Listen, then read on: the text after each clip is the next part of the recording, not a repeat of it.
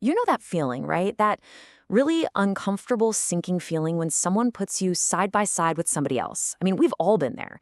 But for some of us, it just hits different. So today, we're going to dig into the psychology behind why some people absolutely hate being compared.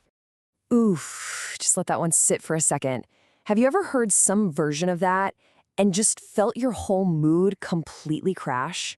It's a question that's supposed to motivate, but what if it does the exact opposite? Yeah, for a lot of us, that question doesn't spark some big fire to compete. Not at all. Instead, it just feels like a really personal critique, right? A judgment that cuts deep. It triggers something completely different. All right, so let's start with that immediate negative reaction. That sting. Why does it feel so sharp, and what is really going on under the surface? So, what's really happening? Well, it's a lot more than just being annoyed or, feeling a little bit of envy. This is something deep, something instinctual. And to really get it, we've got to look at how our own brains are wired up to protect us. That's right. What might feel like some kind of personality flaw is actually a neurological response. Your brain is literally jumping into action to defend you, just maybe not in the way you'd think. Okay, and this is the absolute key right here. Your brain sees that comparison as an emotional threat. It's not processing the data logically like, oh, this could be helpful feedback. Nope. It's perceiving a direct attack on your self-worth, on your identity, and it sounds the alarm, just like it would for a real physical threat. And I really want you to hear this. If this is sounding familiar, it is not because there's something wrong with you. It's a learned defense mechanism. A really common one, actually, that's been built up over time. Think of it like a protective shield your mind created for a very, very good reason. But that just leads to the next big question, doesn't it? If this is a learned defense, well, where did we learn it? To figure that out, we have to go back, way back. And yeah, you guessed it. The roots of this whole reaction often start in childhood.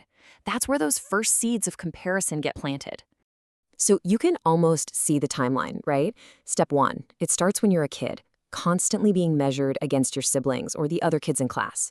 Step two, psychologically, this starts to build something called conditional self-worth. Basically, you learn that your value isn't a given, it's tied to how well you perform.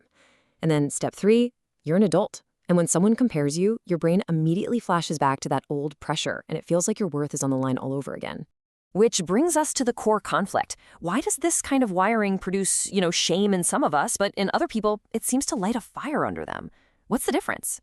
Well, it really comes down to two different mindsets. On one side, you've got the externally motivated folks. For them, comparison is like a competitive sport. It literally fuels their drive to win. But on the other side, you have the internally motivated person. They see comparison as this harsh verdict on their own personal journey, and that's what triggers the shame. And this is especially true if you're someone who possesses really strong internal standards.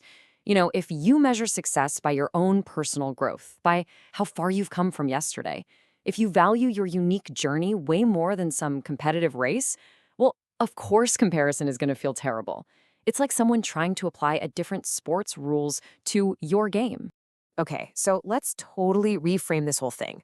What if this resistance to comparison isn't a problem you need to fix? What if it's actually a sign of something really powerful? Because resisting comparison isn't a weakness. It's a sign of a different value system. And honestly, it's a really good one. It means you operate from a place that's defined from the inside out, not by some external leaderboard. I mean, think about it. The reason you hate it is because your focus is exactly where it should be, on your own personal growth. You're invested in becoming a better version of you, not in just being better than the person next to you. And that is a fundamentally healthy and sustainable way to live. So I want to leave you with this. In a world that is just constantly screaming at us to measure up, to compare, what if your ability to resist that pressure, to trust your own internal compass, what if that isn't a sensitivity, but it's actually a superpower? What if your greatest strength is the standard that you set for yourself?